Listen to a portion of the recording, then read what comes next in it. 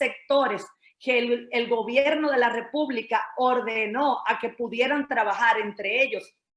el sector financiero, no solamente los otros sectores, sino el sector financiero, las aseguradoras, han estado trabajando desde la casa. Y nos inquieta que no tenemos ninguna norma ni ninguna ley. Como bien dijo nuestro querido predecesor, Arias Bustamante, definitivamente tenemos el libro cuarto de la regulación de las condiciones de algunos contratos de trabajo, donde del 266 al 276 habla del trabajo a domicilio. Pero es un trabajo a domicilio que se ve que no tiene como medio de instrumento de trabajo los TICs, es decir, la tecnología de la información y de las comunicaciones, que es condición indispensable para entender qué es el teletrabajo o el trabajo a distancia virtual. Todo teletrabajo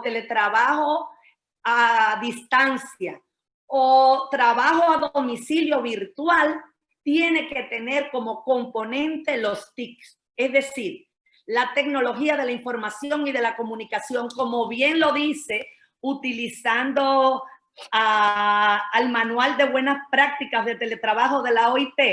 la resolución 005-2020 del Consejo del Poder Judicial. Bien, ¿qué encontramos además? Encontramos que en nuestro país, el 29 de enero del 2020, se llevó una iniciativa al Senado de la República de un proyecto de ley con 9 artículos que tiene, que se titula Proyecto de Ley sobre el Trabajo a Distancia o Teletrabajo.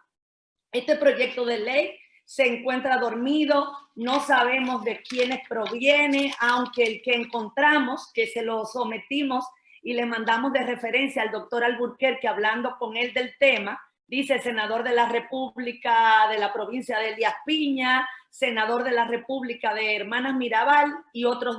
dos más, María Trinidad Sánchez y San José de Ocoa.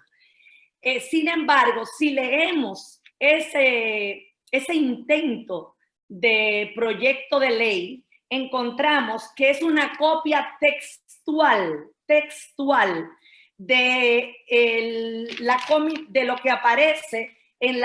los resultados de la revisión realizada por la Comisión Especial para la Revisión y Actualización del Código de Trabajo, designada por el Poder Ejecutivo mediante el decreto 286-2013. Sí, el que está dedicado en el título 11º, 11º, que se titula del trabajo a distancia. Si buscamos esos resultados de la revisión de la Comisión Especial, encontraremos 5 artículos, del 301 al 305, que son los mismos 9 artículos que encontramos en el proyecto de ley sobre el trabajo a distancia o teletrabajo. La única diferencia, y ustedes me dirán, pero Bielka, el del proyecto de ley sobre el trabajo a distancia tiene 9 artículos y el de la Comisión Especial para la Revisión y Actualización del Código de Trabajo tiene 5 artículos. Lo que pasa es que en el proyecto de ley lo desglosan y lo van convirtiendo en párrafos y artículos y lo alargan. Y la única diferencia es que ponen la disyuntiva e incluyen la palabra teletrabajo. Es decir, que el título 11º del trabajo a distancia de ese proyecto de código de trabajo que fue revisado y actualizado por la comisión ordenada por el Poder Ejecutivo es otro hallazgo y es quizás la primera iniciativa formal coincidente con ese proyecto de ley que no podemos perder de vista si nos votamos normas legales para hablar sobre el teletrabajo en la República Dominicana. Si bien muchos entienden que solamente es un trabajo extramuro, es decir, un trabajo fuera del establecimiento principal o físico, porque nos enseñan que el trabajo es algo que se hace, que se realiza, y no un lugar donde se va. del todo no es cierto. Dentro del teletrabajo también se podría incluir en el proyecto de ley o en el marco legal que nos votemos o creamos, tendría que incluirse el trabajo virtual desde el establecimiento principal. El trabajo virtual a través de lugares extraños al trabajo principal, cuando el empleador alquila un lugar para solo teletrabajar, como los call centers. Y teníamos que incluir también el trabajo virtual a domicilio. Entonces, no estamos hablando de un solo, tiene que ser un marco legal abarcador de estas situaciones. ¿Qué pasa? Hacen hincapié tanto en el proyecto de Código de Trabajo de la Comisión Revisora como en el proyecto de ley estudiado por mí, que se encuentra dormido en el Senado de la República, encontramos en ambos un gran hincapié en la subordinación jurídica. Tanto es así que crean indicadores de la subordinación del trabajador a distancia y dicen que son 3. La asignación por el empleador del trabajo que debe realizarse, lo que es coincidente con el trabajo a domicilio del Código de Trabajo actual.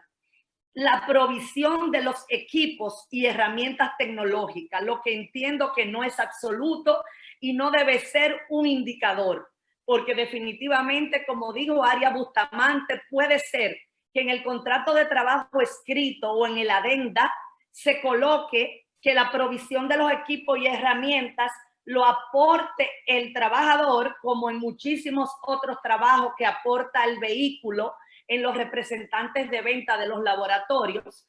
aunque sea compensado económicamente con un monto. Entonces, la provisión de los equipos y herramientas tecnológicas, aunque es lo que se aspira y lo que se desea, que quien lo aporte sea el empleador, definitivamente puede compensarlo económicamente, y en el contrato de trabajo especial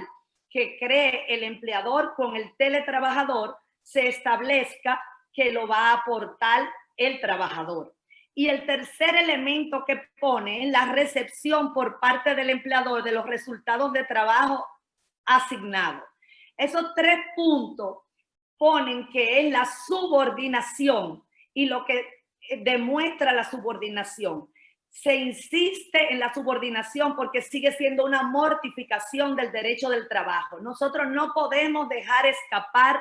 los teletrabajadores del derecho del trabajo. Tenemos que hacer el esfuerzo, como dijo el doctor Villasmil en un webinar anterior conmigo, centrípeto, es decir, de traerlo dentro del derecho del trabajo lo más posible y no dejarlo en dehors del derecho del trabajo fuera, porque estaríamos permitiendo mayor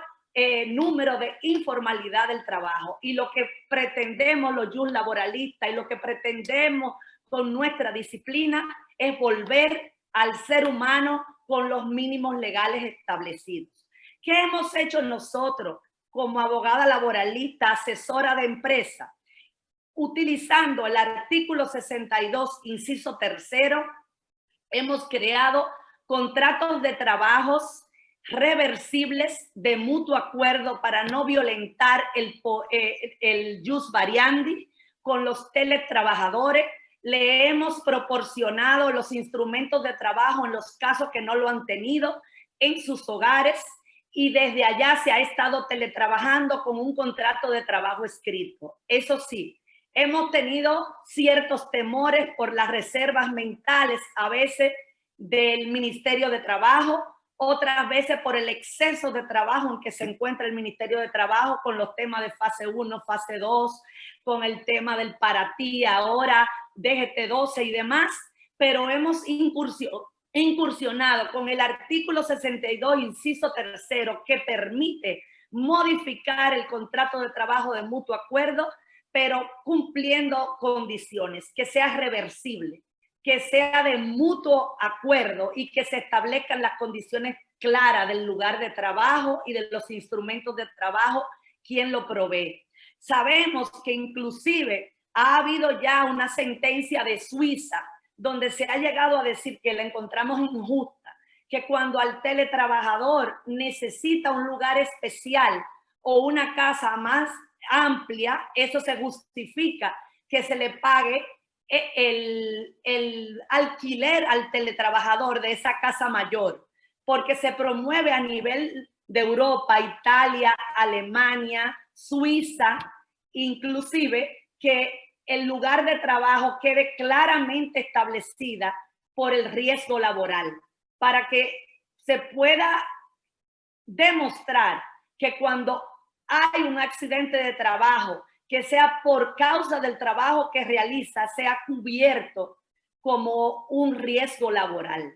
cosa que habría que discutirlo en el país con el IDOPRIL y con la ley y verlo de cara a la ley 8701. Pero de lo que sí estamos totalmente seguros en la República Dominicana es que tenemos que ponernos a tono, que como dijo el magistrado Carbucia, tengo una gran mortificación social y jurídica, que es la tarea pendiente de modificar y adecuar nuestro código de trabajo, definitivamente tomando situaciones como el teletrabajo, como el trabajo part-time del cual he hablado tanto, que también lo hemos estado utilizando durante estos 3 meses, que no hay absolutamente nada en nuestro código de trabajo y que lo que estamos aplicando solo es el cálculo del salario en base a las resoluciones salariales, que por primera vez se habló en la primera resolución salarial de 1997. También hay otro tema que me mortifica como mujer: la vida familiar conciliada con la vida laboral. Ya han habido manifestaciones en Chile de grupos de mujeres donde entienden que lejos de ser una bondad, tiene sus aristas y sus resquemores, porque vivimos en Latinoamérica, donde definitivamente hay discriminación de la mujer y hasta por idiosincrasia y por educación nos estimulan inmediatamente a que nosotras hagamos los trabajos domésticos en la casa. Y eso hace que haya barreras infranqueables entre la vida familiar y la vida laboral que se van a sobreponer. Entonces, un buen marco legal tiene que prever también, dentro de los tips que sugiero, que no tener en cuenta esa situación dentro del hogar familiar, para que la mujer no tenga una autoexplotación. Y por último, no debemos perder de vista el derecho a la desconexión